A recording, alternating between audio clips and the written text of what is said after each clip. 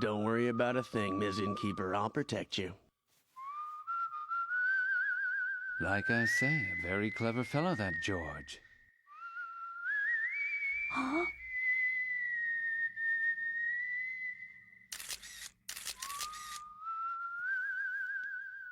Yes, that's correct. I've got it right here. Sure, no problem. She gave her home address as Aobayashi-ku in the city of Sendai. Wait a minute. I know that address. It's right near Genzo Araki's home in the town of Sendai. Mm-hmm. Yes, that's right. Yes? Attention, the 5:30 train to Kagoda has now arrived. Please stay actively in the line until the cars have completely stopped.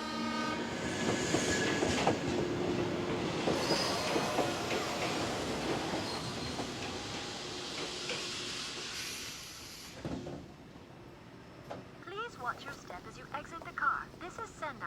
To access the shopping district, please take the stairs to your right. Excuse me, do you have any sympathy cards for a funeral? That will be $1. Are you going to the funeral for someone local? Yes, it was sudden. You're not going dressed like that, are you? Yeah? Well, at least put on a necktie. There are customs to be considered, respect for the deceased and so forth. These things have to be done properly. That will be $25.50 for the card and the tie.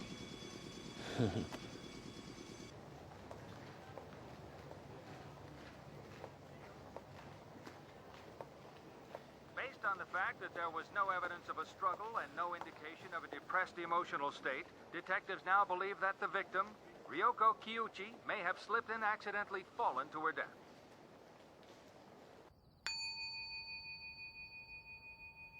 Respect, huh? Thank you for your patience. I'm Ryoko's husband, Masao. I'm very sorry for your loss. I believe you mentioned life insurance? If you don't mind, I have a few questions regarding cause of death. Oh, I can't believe it. I must have left my business cards in my other suit. Well, this won't take long. First of all, did you notice anything different about your wife in the days leading up to the trip? I have to tell you, she would never commit suicide. Even if it were true, Mrs. Kiyuchi had an extensive policy with us, and suicide would have no effect on the benefit payment. It's just that, as an investigator, I'm required to complete a report. I understand. The truth is, I have no idea what happened. She called the night before and asked if everything was okay. She said she'd be home by midday. Then in the morning, I got the call. I still can't believe that she's gone. It would have been our 10th anniversary this year. We'd been planning to take a long trip. We had our reservations. We were going to go all around the world. I was told this overnight trip was a group tour with some of the neighbors, is that right? Yes. It was a woman's tour group. Is there anybody here tonight who went with her that I could possibly speak to? Yes, we were together for group activities, but we had separate rooms and different traveling companions. When's the last time you saw her? My goodness, you sound more like a cop than an insurance man. The last time, eh? Let's see. I went to karaoke with some friends, then came back to the hotel. I believe it was around midnight. We'd all been having a very good time. She was in the lobby making a phone call. At midnight. Hello, Ryoko. I stopped and said hello, but she was so wrapped up in her call, I don't think she even noticed. That seems strange. I don't mean to gossip, but is it true she let her life insurance run out? Huh? No way. That's not true. So how much is it? What? The insurance payoff. That much? Shh. It's confidential. Mm-hmm. Thank you for your help. Wait, you might want this number. It should be here in my phone. All the stars in Hollywood use this machine to stay in shape for their films. With just 3 months of training, you too can have abs like this. That's amazing. And you say it only takes 20 minutes a day? Anyone can do that. This is Mrs. Horikawa's number. She might know something. The two of them were very close friends.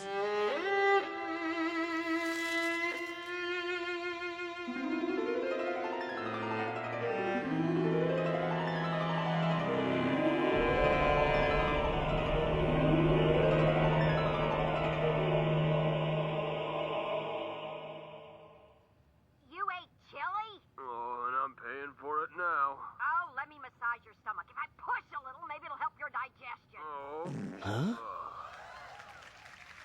Now roll over and try not to snore the rest of the night. Maybe you should try pushing on my nose. We can get everything up.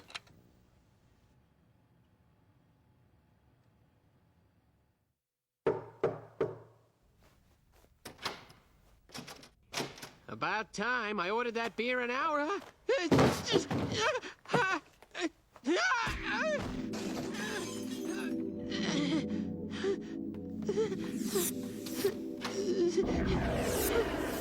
Mr.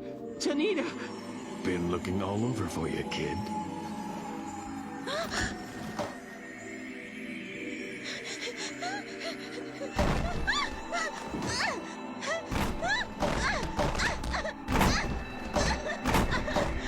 Big champagne, huh? Guess they must have paid you pretty well. I'm so sorry, but you gotta listen to me. There's an explanation for this. Please, sir, I'll be in your debt forever. Just hear my side. Have you ever heard the saying, today's friend is tomorrow's enemy? Yes, but I prefer today's enemy as tomorrow's friend. That's pretty fast thinking, kid. Real slick.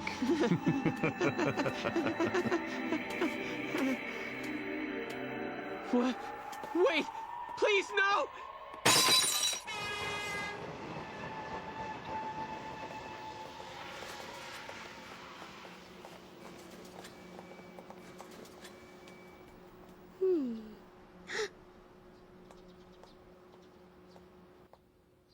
What are you doing?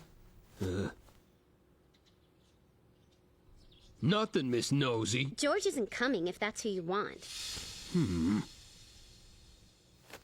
I don't know what you mean. You're wasting your time. I'm serious. George has disappeared somewhere. Huh? Where? How should I know? Hey, come back here!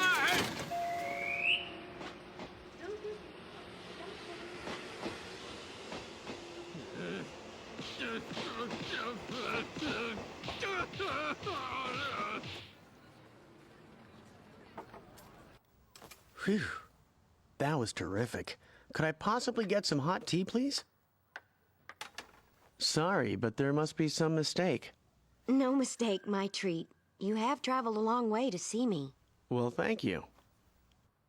Here you go. Let me pour that. I'm getting off early today. I wanted to go yesterday, but we've been really short-handed around here. It's been busy, huh? Not really, but someone's got to hold down the fort. You know, I work at this place all day long, and if I'm lucky, I barely make $45 by the end of the day. You want to know what kind of luck I have? I worked years to be able to finally go on a vacation, and when I do, something like this happens. Yeah. It's not fair. Oh, sorry. Didn't mean to bug you with my problems. That's all right. You know, something has been bothering me. When we arrived at the hot springs, Ryoko asked if I had any nail polish remover. I didn't think anything of it at the time, but when Ryoko was nervous or worried, she used to bite her nails like a child. It would look awful. The tips really got chewed up. Anyway, she used to be a teacher, you know, and she was very particular about her appearance. What time did you finally arrive? We stopped by a souvenir shop on our way there, so it was around 11:30 in the morning. She was quiet and kept to herself on the bus. I wish I'd tried to talk to her more. Then maybe she wouldn't have gone out by herself and walked alongside those cliffs so early the next morning. You can't blame yourself. It was an accident. I know that, but even so, it's horrible. You did everything a friend could do. I'm sure about that.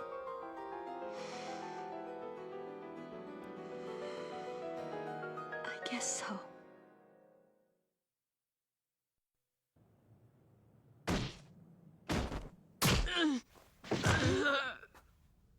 How much did they pay you?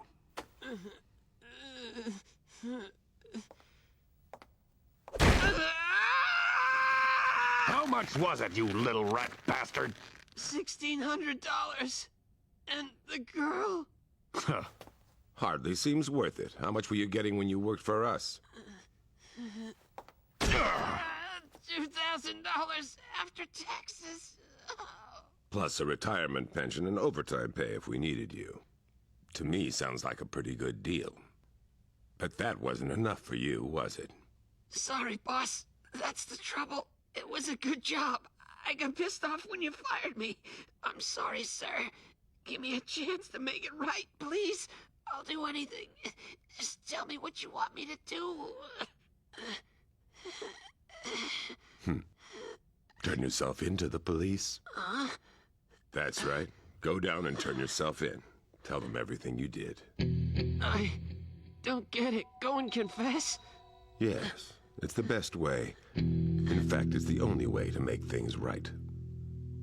You understand? Yeah. Yes, sir, I do. Take him out.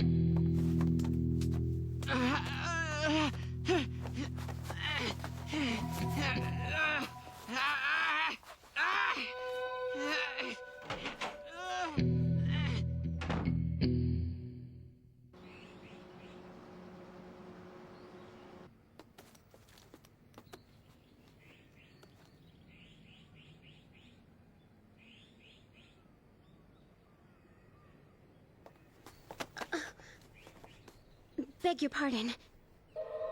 Excuse me.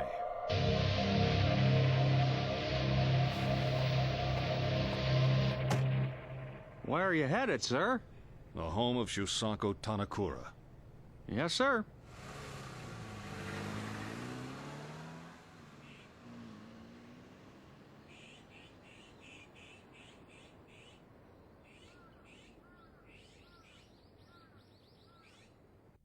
Well, of course I expect a thorough investigation. We need to get this resolved so no one can accuse us of a cover-up. Yes, Chief, I suppose we may have overdone it a bit. What did you expect after what they did to us? We'd roll over and play dead? Even the perception of weakness could be fatal in a situation as volatile as this. I'm sure you understand we have our name and reputation to consider. What is it? There's somebody here to see you.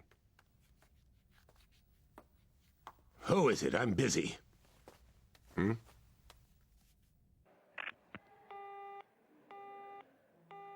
It's amazing how helpful he gets when someone else takes the heat. Sorry, Chief. I don't mean to be sarcastic. I'm not sure I understand. You're doing an historical investigation of what? The Kimujuku copper mine?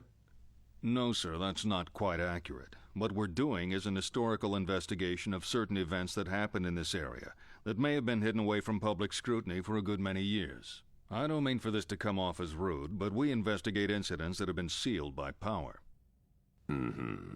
This particular incident happened over 15 years ago. On a winter night in the middle of a terrible blizzard, there was a freight train heading towards Aomori from Tokyo. That express freight train departed from Tachikawa Station in Tokyo on time, but it arrived at the terminal station of Aomori 30 minutes late. The reason for the delay was a local train running ahead of the freight that made an emergency stop on the main line.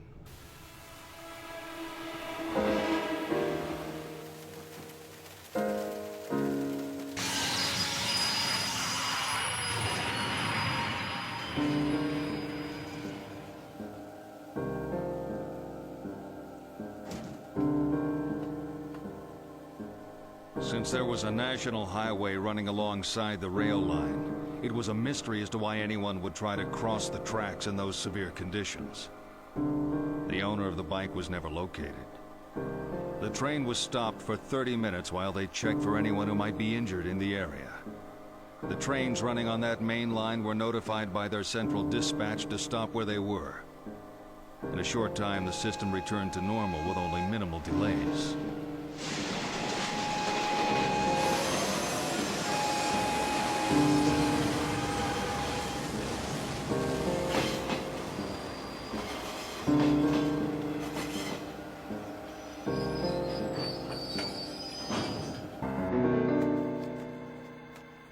That's what this investigation is about?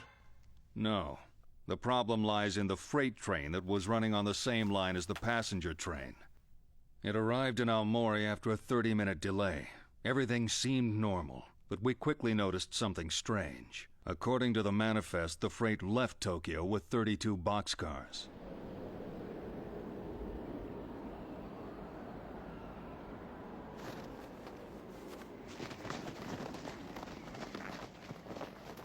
No matter how many times we counted, it kept coming out to 31. It seems there was one car missing.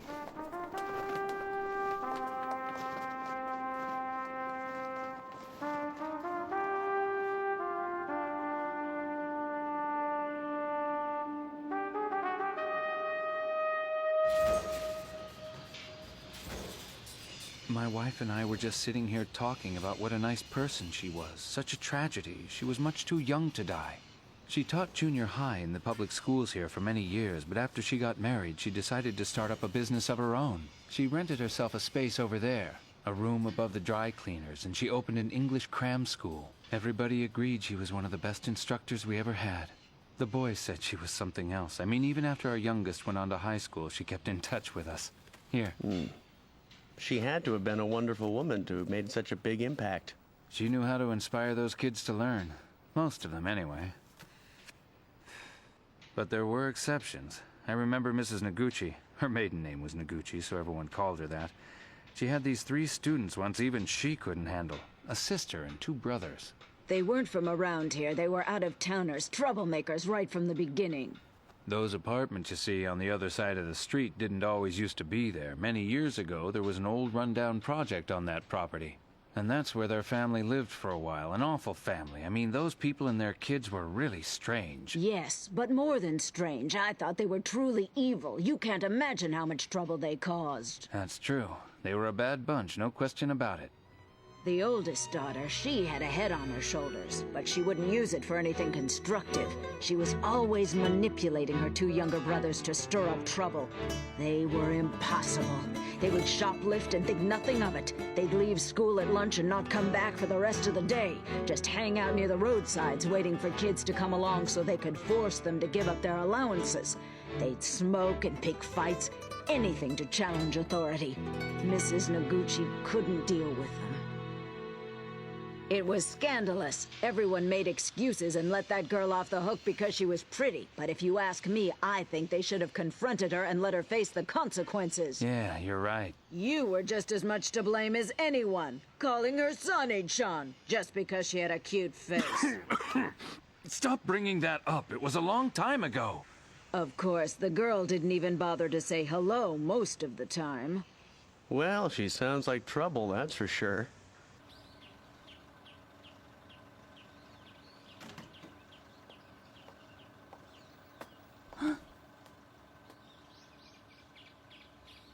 Miyuki, what brings you to this part of town? Is that a shotgun? I'm afraid so, with all the violence that's been happening around here. I thought I'd take it out of storage. You never know when you might need the protection. By the way, I'm sorry for your father's troubles. Excuse me, I don't mean to run off, but I have to attend a hunting club meeting.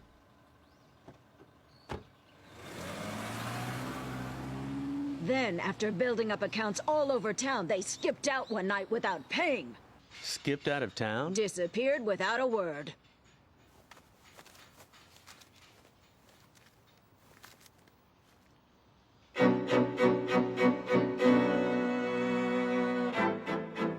Very interesting. I believe I'll make a courtesy call of my own.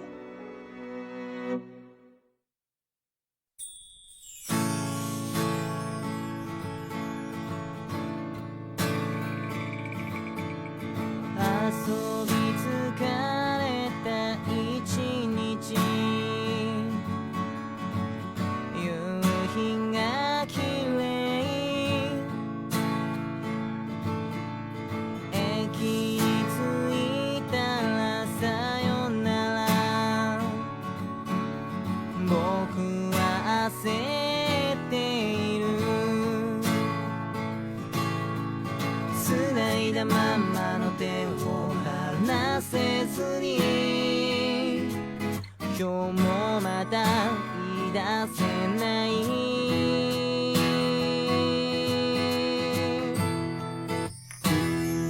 水たまりに映る君が笑った僕はため息を一つこぼした君が僕の手を引いて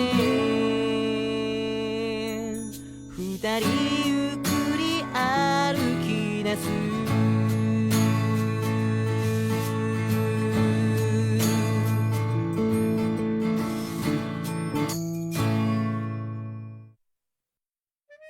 In a bustling city, a man is searching for another man.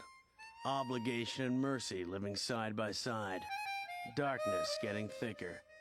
Frozen train whistles into the past, heading toward the unknown. What's beyond this murky stream of water? Next on episode 6, The Gate Wouldn't Rise. Looks like I'll be around a while.